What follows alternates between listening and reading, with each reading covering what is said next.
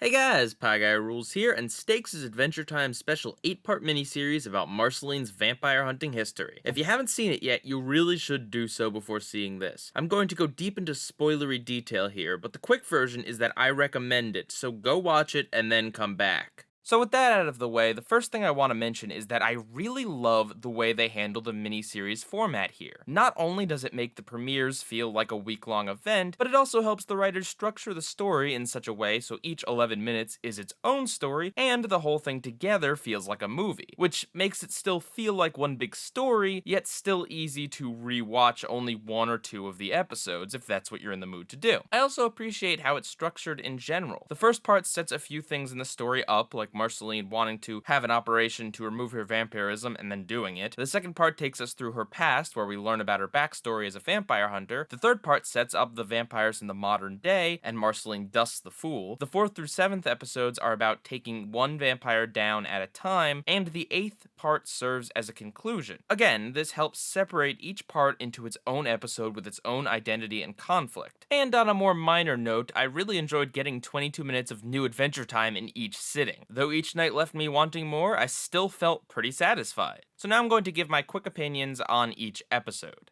Marceline the Vampire Queen. I like the intro with Marcy stuck in the sun. It's a nice simple symbol for all the challenges she faces as a vampire. I like her reasoning that she got bit as a teenager and is kinda stuck in that mindset. I like the ship teasing, and in general the chemistry between the two girls. I appreciate the somber tone of the episode, and yet there are still great jokes like Decaf and Marceline's arthritis dance, as well as the look into my eyes bit. It feels like one of the funniest episodes of Adventure Time in a long time, and yet it's also the beginning to one of the most epic stories in Adventure Time, and it has a pretty dramatic ending. In general, it's a nice take on the monster character may have done something wrong in their sleep story, and a really strong start to the miniseries. Everything stays. Rebecca Sugar's cameo and song are both adorable. I like how we see Simon recording Ice King's tapes that we see in Holly Jolly Secrets. And we actually see Simon accidentally hurt Marceline, proving his point and showing the necessity for the parting of ways between the two. It's so very tragic and another great symbol of a greater issue. It also gives us a great introduction of things to come in the miniseries. I really love the plot device of Marceline sucking souls using the power her dad gave her to get new powers. It's a cool concept that finally explains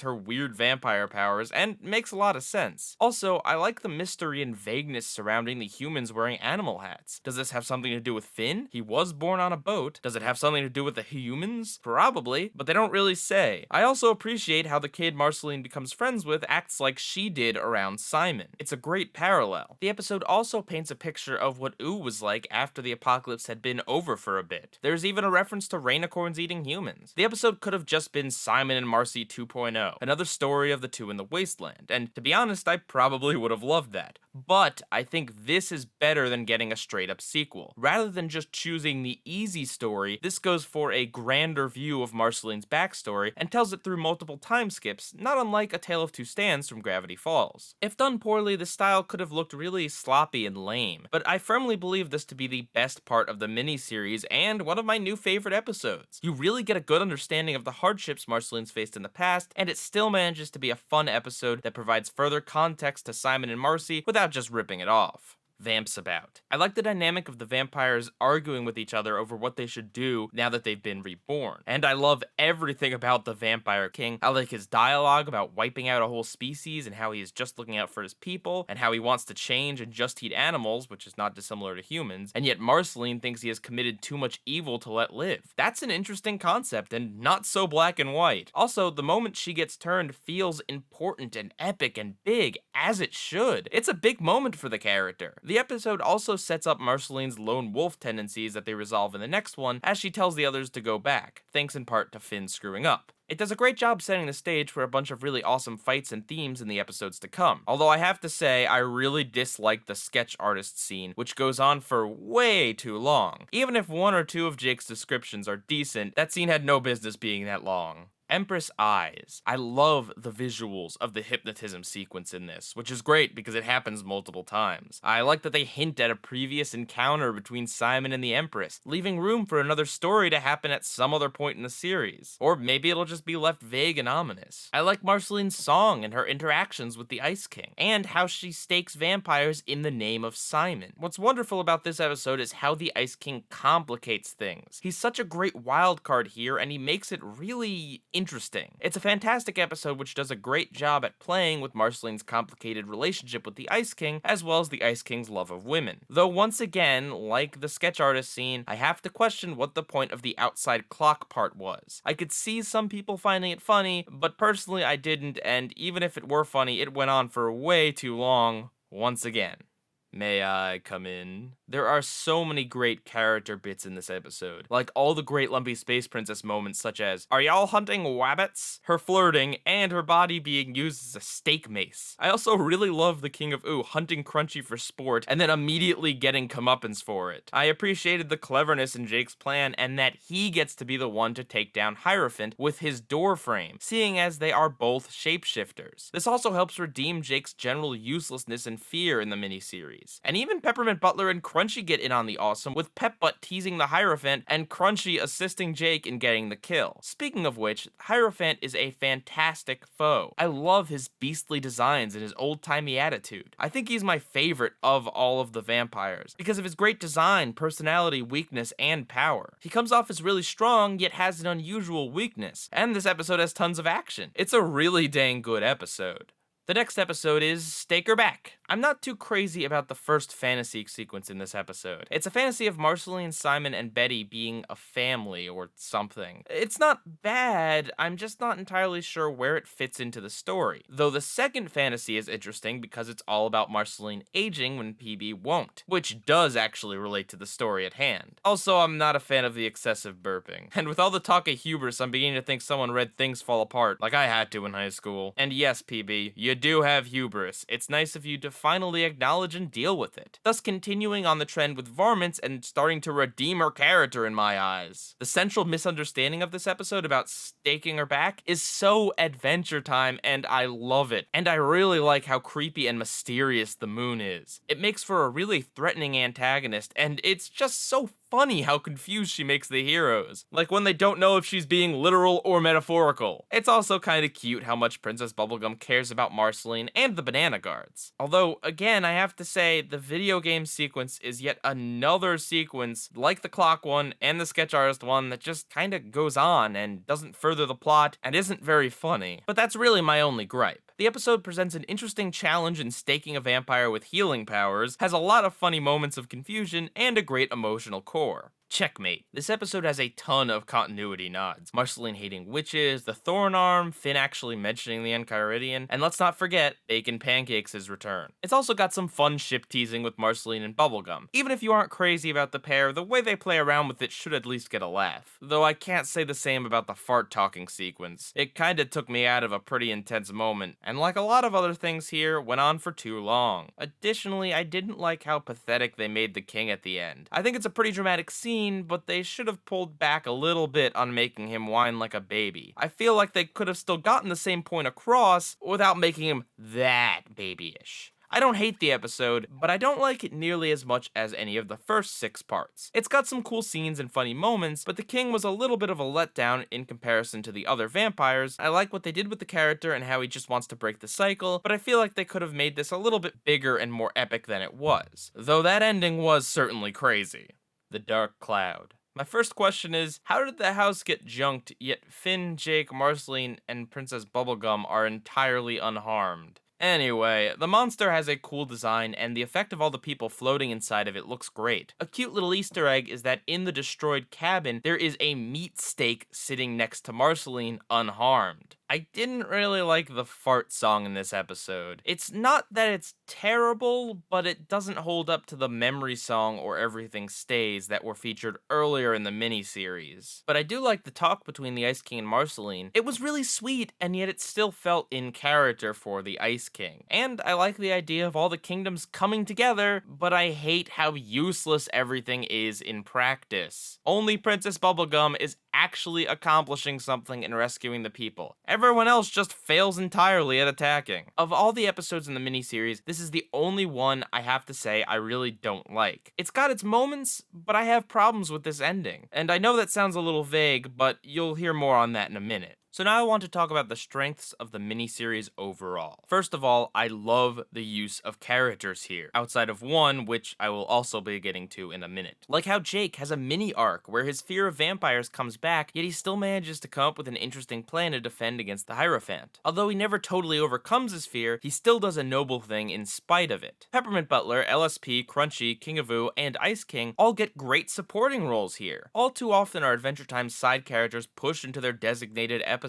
Typically, they only get either a tiny cameo in an unrelated episode or appear in an episode specifically dedicated to them. This does it differently, where each character appears for a little bit throughout the story and gets to do something interesting while not being the main focus. These medium-sized roles show off the strengths of the characters without letting them steal the show. It also allows for a variety of them to be featured alongside newbies like the farm people and the humans Marceline befriends. And let's not forget about our new antagonists. Each vampire feels unique and threatening. They all have separate personalities and powers, and each of them gets defeated in a totally different way, providing multiple unique challenges for our heroes. And they all get a really fantastic design entirely distinct from the others, outside of the generic mook vampires she fights and the fool who is more of a prop than anything, though that's fine because every game needs a pawn. And this leads me to my next positive, the great variation exhibited in these episodes. Each episode in this miniseries could have all just been the same thing. The gang finds a vampire and Marceline stakes it. But nope! Sometimes the vampires come to them, and sometimes they find one. Each one comes with their own different issue that makes each episode feel unique and special. The Empress seducing the Ice King, Hierophant in his old-timey ways, the Moon and her immunity, and the King and his offer. What could have been something as formulaic as Atlantis Scorpianus actually has a ton of variety and makes for great television because of it. There is certainly a unity in this story, each episode is similar to the others, but better than that is in a lot of ways each episode feels very different from the others. I talked about this at the start, but they really made the most of their format here.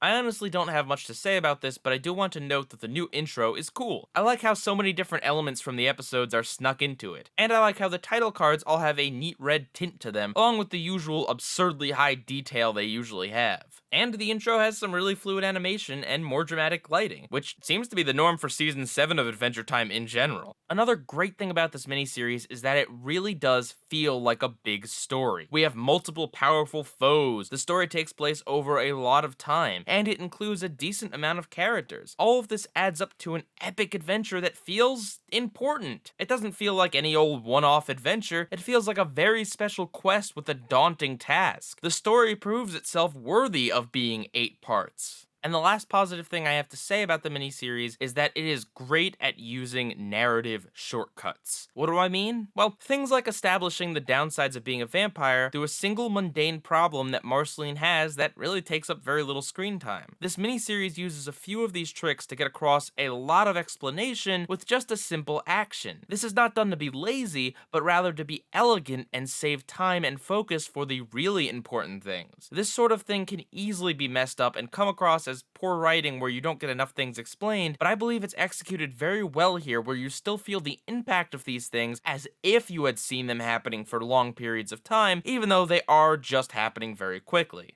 But unfortunately, it can't be all good. Now it's time to move on to my problems with the miniseries overall. My second biggest gripe is with Finn's portrayal. You might not notice it on first watch, but if you pay attention to Finn throughout this whole miniseries, you will notice that he is totally useless and really pathetic. He drops things, fails to stake a single vampire despite multiple tries, and the only thing he's good at is being bait. Even when you think he's doing something important, like preventing Marceline from staking the Vampire King, nope! That proves useless too. Despite getting a cool stake sword, he never gets to successfully use it against anything. He burps, gets tossed aside by vampires, gets kidnapped by the Ice King, can't outrun the sun to save Marceline, etc, etc. I know the story is about Marceline, and naturally she is the hero here, but still, Bubblegum and Jake and all the others get cool moments, why not Finn? I'm okay with there being a running gag that Finn is incompetent, but only if it's actually funny, which it sometimes is, but usually isn't here, only if it's actually called out in the show, which it is not. No one mentions how useless Finn is, and only if you have him do something at the end to redeem himself, which he doesn't. Because of these factors, it doesn't feel like an intentional running gag they put in, and just feels like they kind of accidentally made Finn look like a buffoon, with no reason given for why and nothing to redeem it. Sadly, this miniseries only seems to enforce the last few seasons' portrayal of Finn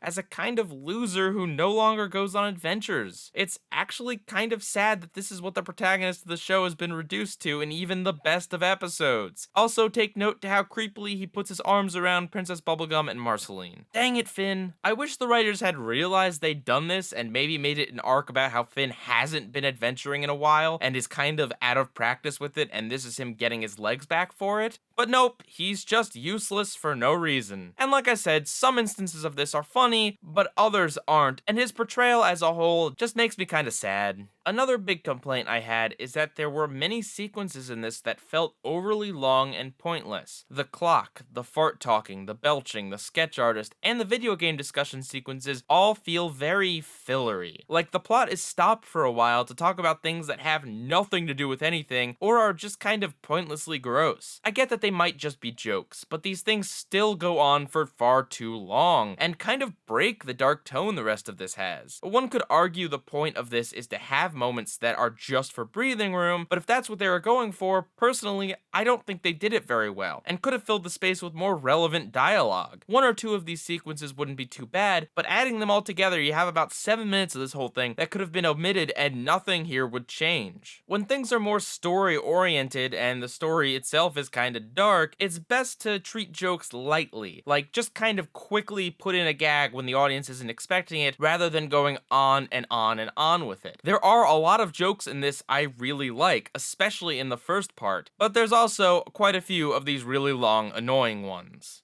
My next complaint is that the Candy Kingdom arc is resolved here when I really don't think it should have been. So Bubblegum is certainly the second most important character in this miniseries, with her being so close to Marceline. Currently, Bubblegum is going through a major arc of her own in dealing with losing her kingdom at the end of season 6. Naturally, it would be worked in here a little, and I like that. Seeing the Banana Guards still be loyal to Bubblegum was a nice touch, and it's great to see King of Ooh getting more corrupt and awful by the second. It's definitely building to something, but what I don't like is how it gets wrapped up here. That's seriously weak. With so many things going on in this miniseries, was it really necessary to include the ending to this arc too? Heck, you could have dedicated an entire miniseries to Bubblegum getting her kingdom back. And did we really need another thing on this show to be reversed so soon after it happened? I like the stuff with Bubblegum and Peppermint Butler alone in her cabin. She was starting to really develop as a character, and I wanted to see more of her being humbled and rebuilding from scratch. It was pretty obvious that at some point she would get her kingdom back, but it didn't have to happen this soon. And not only that, but if they were going to involve it in this miniseries, couldn't they have involved it a little bit more from the start? Like, made it about both Marceline and Bubblegum instead of just purely about Marceline, and then, oh yeah, towards the end, Bubblegum's story arc just kind of invades this one. The blending of the two really just didn't work very well here, and I feel like they really needed a more epic way to get rid of the King of Ooh than Crunchy just kind of pushing him into the fire. It's not the worst thing that could have been done with this arc, and I don't think it's like a giant mistake, but still, I feel like there were plenty more stories they could have told, and it needed more time to sink in and let happen over the season, versus just, okay, well, we're like 8 episodes into the next season, we better reverse one of the big things that happened in last season's finale. And speaking of reversing things, my absolute biggest problem with this miniseries is the predictable and lame